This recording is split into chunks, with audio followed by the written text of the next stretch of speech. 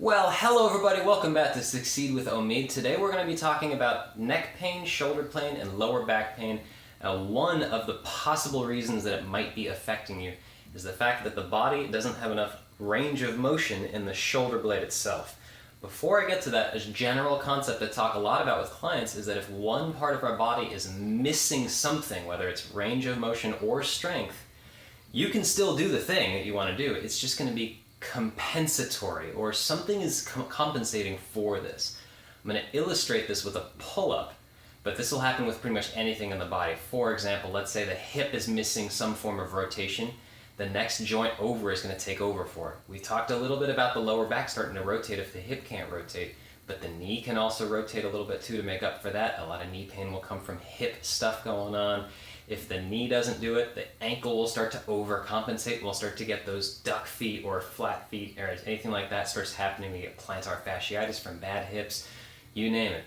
But as far as the pull-up is concerned, forgive me, I don't have a pull-up bar handy that actually is good on the camera angle, but this TRX will do just fine.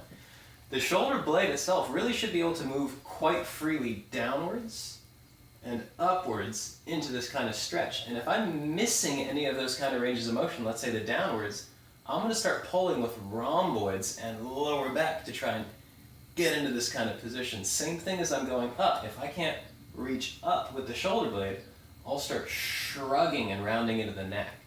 And I'll do that with these pull-ups a little bit. If I get into this hanging position, turn my back to you, I'm going to hang all the way into the scapula, the shoulder blade, and I'm going to pull just the shoulder blade by itself.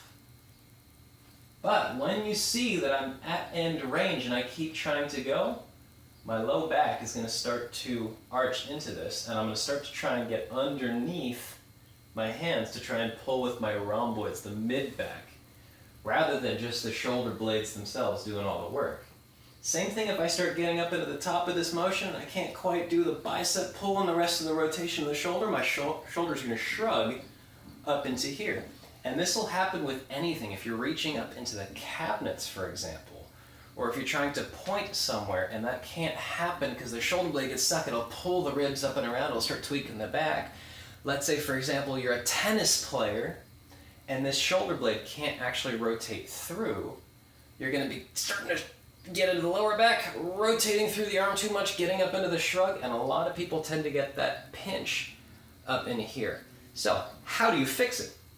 Scap pull downs, right? It's not necessarily a pull up. I actually want to get the scapula, the shoulder blades, to learn how to get into a good position and stay there without the bicep, without the shoulder, without the neck, without that lower back taking over.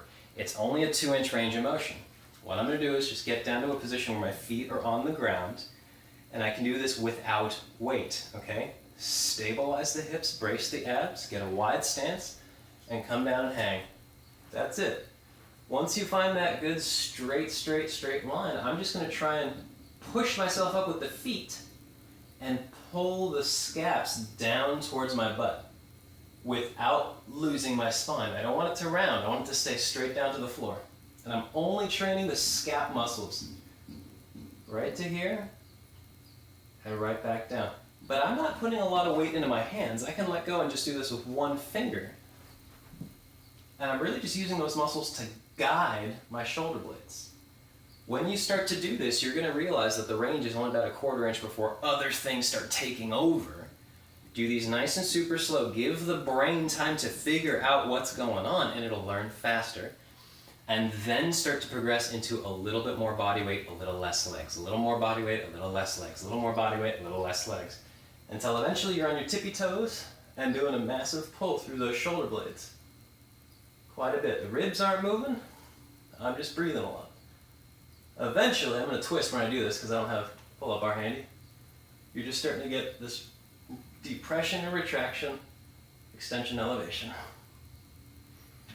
Okay? Try this out. It's a beautiful addition to any kind of shoulder rehab, neck rehab, low back rehab. It's a great thing to start spreading through those lats if you haven't been getting that broadness. It's probably because the shoulder blade's not actually winging out enough. This is really going to help get a lot of range of motion through that stuff and allow the lat to actually get around the scapula, all right?